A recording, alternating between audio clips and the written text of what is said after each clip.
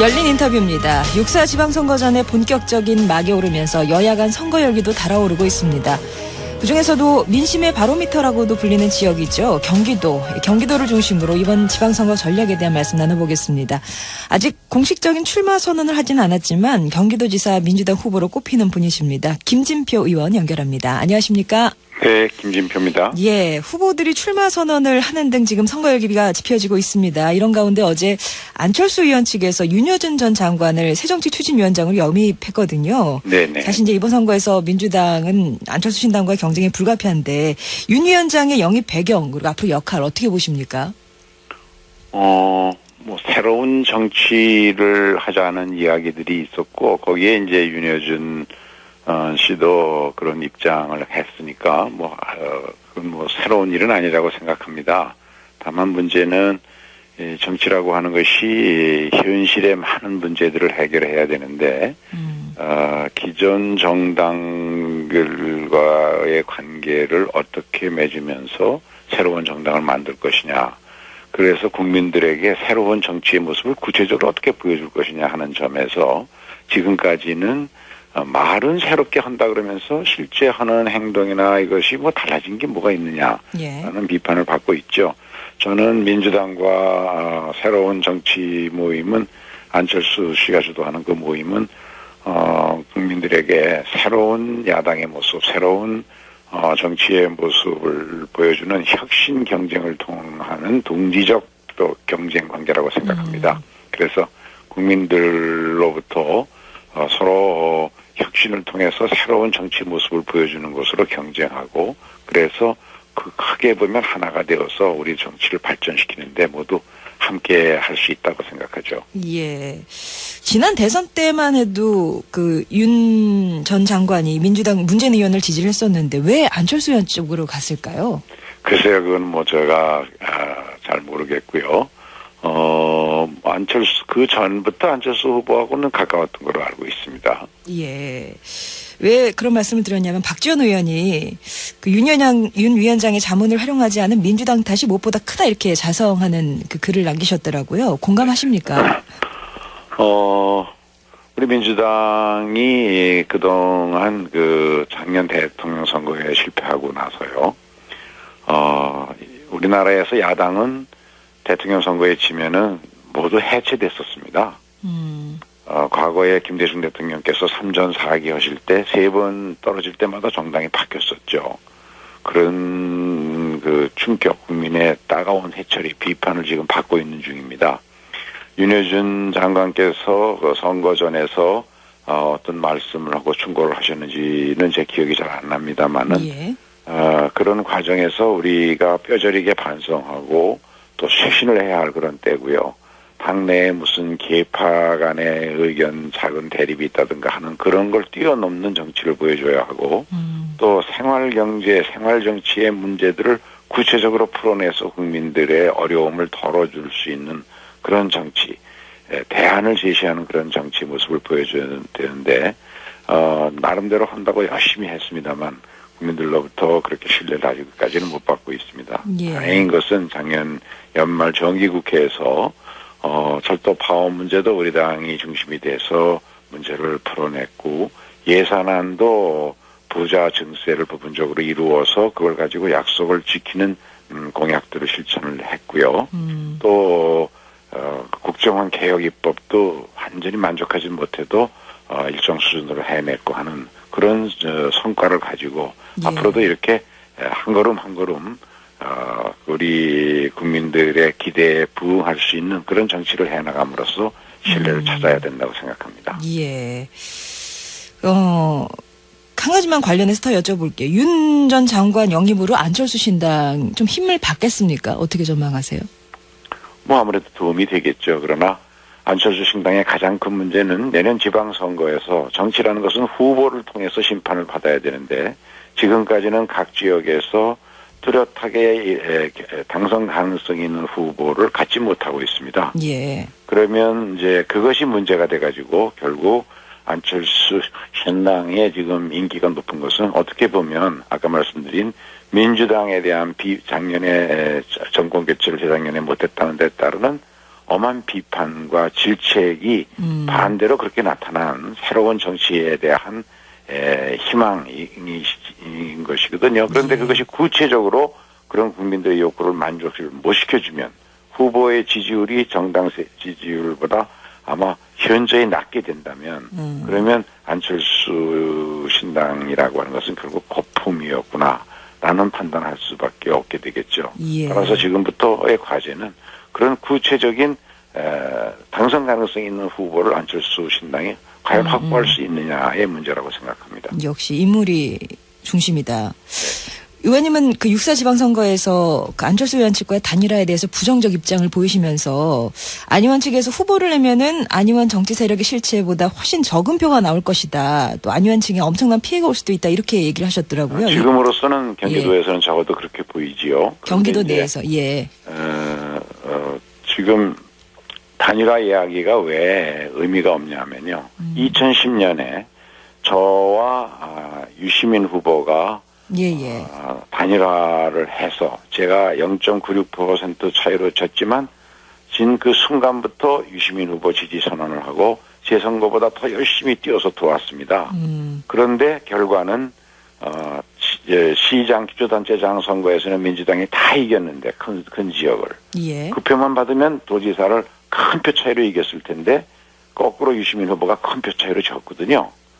그것을 보면 정치공학적인 기계적인 단일화, 당선될 것만을 목적으로 하는 단일화는 국민들로부터 지지를 받기가 어렵다는 것이 제 생각이고요. 예. 그런 점에서 어떤 죄송합니다. 정치공학적인 단일화를 기도할 것이 아니라 이 안철수 신당과 민주당이 국민들의 신뢰를 받기 위한 정치 개혁 행동을 하고 그것을 통해서 서로 뜻이 맞고 의지가 맞으면 저는 그중에 어떤 후보가 하나를 지지를 받게 되면 당선 가능성이 있는 후보로 국민의 지지가 쏠리고 모이리라고 생각합니다.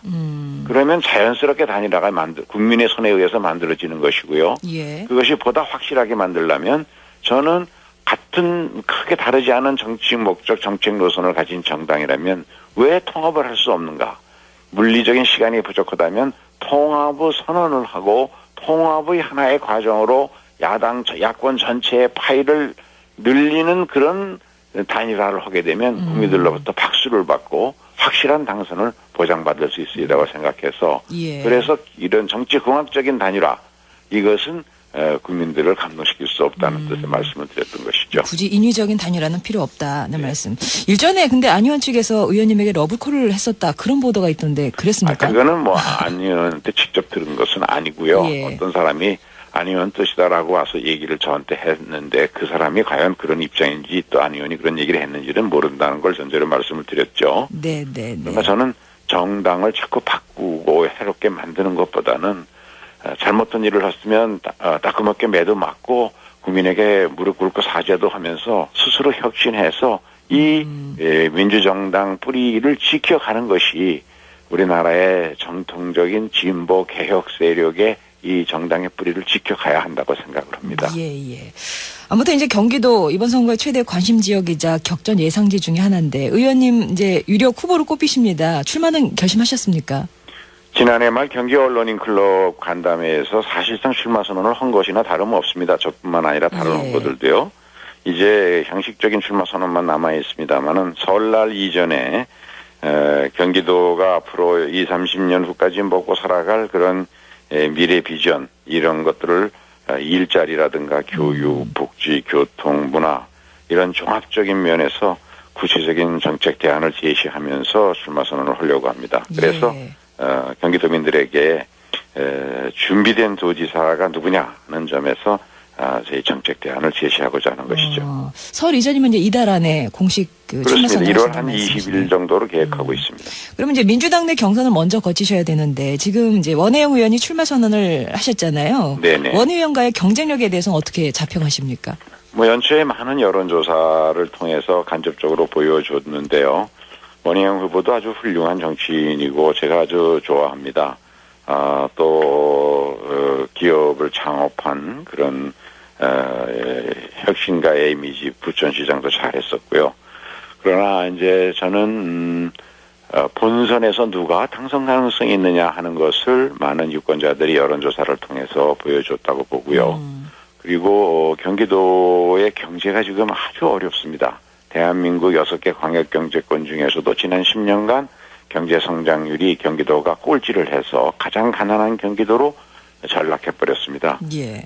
가장 여건이 좋은 경기도가 가장 경제가 침체되고 재정 위기를 겪고 있고 이것이 대한민국 경제 전체를 지금 저성장의 늪에서 헤어나지 못하게 하는 가장 큰 원인 중에 하나다 하는 점에서 경기도의 침체된 경제를 살릴 만한 경륜과 능력이 있는 지도자가 누구냐 하는 것을 우리 국민들께서 경기도민들께서 제가 30년간 경제 쪽에서 일을 하면서 또 정치권에서 일을 하면서 그 분야에 관한 많은 구체적인 대안을 가지고 있어서 지지해 주실 것이라고 확신하고요.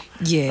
또 또한 경기도에서 가장 젊은이들이 많이 사는 경기도가 교육이 사교육에 의존하지 않고 공교육을 혁신하고 그것을 교육감에게만 맡겨놓지 말고 경기도지사가 적극적으로 지원해서 혁신 교육을 전국적으로 확산시키는 그런 요람이 되어야 한다는 점에서도 저는 그런 정책 대안을 가지고 경기도민들에게 다가가고자 합니다. 예.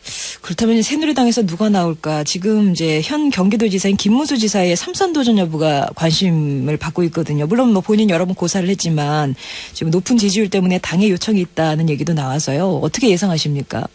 글쎄요. 아직도 시간이 많이 남았습니다만은 제 생각에는 이번 지방선거는 김문수 8년 도정에 대한 심판의 성격이 있는 선거라고 생각합니다. 경기도에서는요. 그런데 지난 10년간 1인당 GRDP가 삼성전자가 있고 현대자동차가 있는 가장 좋은 여건을 갖춘 경기도가 어떻게 꼴찌를 할 수 있었느냐. 이것은 김문수 지사가 정치적으로 아주 유능하고 훌륭한 사람이지만은 그러나 경제의 문외한으로서 경제에 대해서 너무 많은 실정을 해서 위기가 오고 있는데도 그걸 깨닫지 못하고 재정에 엄청난 적자를 초래해서 경기도정을 경제적으로 망가뜨렸다 하는 점에서 저는 김문수 지사가 설사 나오더라도 당선되기는 어렵다고 생각을 합니다. 예. 그다밖에 뭐 남경필 의원이나 이런 분들도 거론되지만 남경필 의원은 또 원내 대표를 본인이 희망한다고 대외적으로는 밝혔더구만요. 누가 되든지 간에 그래서 이 문제에 대해서 야당이 정확한 자료를 가지고 제시하고 그것을 어떻게 구할 것이냐 하는 대안을 제시하면 지금은 뭐 지지율에서 좀 차이가 있더라도 반드시 야당 후보가 국민들로부터 지지를 받을 수 있다고 생각합니다. 예. 근데 이제 앞서 뭐 민생 관련 정책 추진 여러 가지들 꼽아주셨지만 민주당이 지금 지지율이 이렇게 좋지가 않아서요. 일부에서는 이번 선거를 민주당 존립의 중대 기로로 보는 것도 같던데 이 부분은 어떻게 보십니까? 그렇습니다. 아직까지도 국민들이 2012년 그 12월에 있었던 대통령 선거에서의 실망, 뜨겁게 성원해줘서 반드시 정권을 바꾸라고 그랬는데 바꾸지 못했다는 실망, 그것에 따르는 질책과 매질이 끝나지 않았습니다. 그러나 지방선거가 다가올수록 국민들은 현실적으로 그러면 어떻게 할 거냐 하는 것을 대안을 찾으실 것이고 그 대안은 결국 당선 가능한 후보를 확보하고 있고 구체적인 정책 대안을 가지고 부족하더라도 그런 사람들로는 민주당밖에 없다고 저는 믿어주시라고 생각합니다. 그때까지 또 우리 민주당이 더욱 열심히 더욱 낮은 자세로 국민에게 다가가서 반대를 위한 반대가 아니라 실제로 정책 대안을 제시하고 생활정치, 생활경제를 개선시켜 나갈 수 있는 그런 대안을 지난 정기국회 때처럼 계속해서 제시해 나가면 저는 반드시 국민의 신뢰를 또 사랑을 회복할 수 있다고 생각합니다. 예. 조기 전대 필요성 언급하셨던 거는 지금 지도부의 리더십 부족하다 그렇게 보셨던 그런 건가요? 뜻은 전혀 아니었습니다. 그날도 분명히 얘기를 했습니다마는 조기 전당대회 이야기는 안철수 씨와 지금은 이미 물 건너 가버렸습니다만 안철수 씨가 신당을 만들 일이 아니고 지금 높은 지지율을 가지고 민주당 안에 들어와서 민주당의 혁신을 야권 전체의 혁신, 새로운 정치를 만드는 그런 역할을 안철수 씨가 해준다면 그것은 문재인 의원도 그런 얘기를 했죠. 그렇게 한다면 그렇게 하면 당연히 전당대회를 통해서 합당을 해야 되겠죠. 그렇게 한다면은 예. 국민들로부터 박수 받을 것이고, 안철수 씨도 별도로 정당을 만들어서 지방선거에서 야권을 분열시키는 경쟁을 치러 가지고 국민들로부터 비판을 받는 것보다는 훨씬 더 많은 일을 할 수 있고, 자기가 좋아하는 많은 후보를 당선시킬 수 있고, 아마 야당의 127명 의원 중에 거의 절반 이상의 지지 세력을 확보할 수 있지 않겠느냐. 예. 그러면 왜 그런 서로가 다 윈윈할 수 있는 좋은 기회를 놔두고 왜 밖에서 때롭게 신당을 만들려고 하느냐. 그런 점에서 그 이야기를 했던 것인데요. 지금 우리 김한길 대표 지도부는 아까 말씀드린 것처럼 과거에 해산할 수밖에 없었던 운명의 야당을 그 어려운 고비 속에서 국정원 개혁을 만들어내고 또 부자 증세를 만들어내고 그래도 잘 추슬러 왔다고 생각합니다. 예. 그런 점에서 안철수 신당과의 큰 통합이 전제가 되는 그런 전당대회를 얘기한 것이죠. 예, 알겠습니다. 오늘 말씀 잘 들었습니다. 네, 감사합니다. 네, 지금까지 민주당 김진표 의원이었습니다.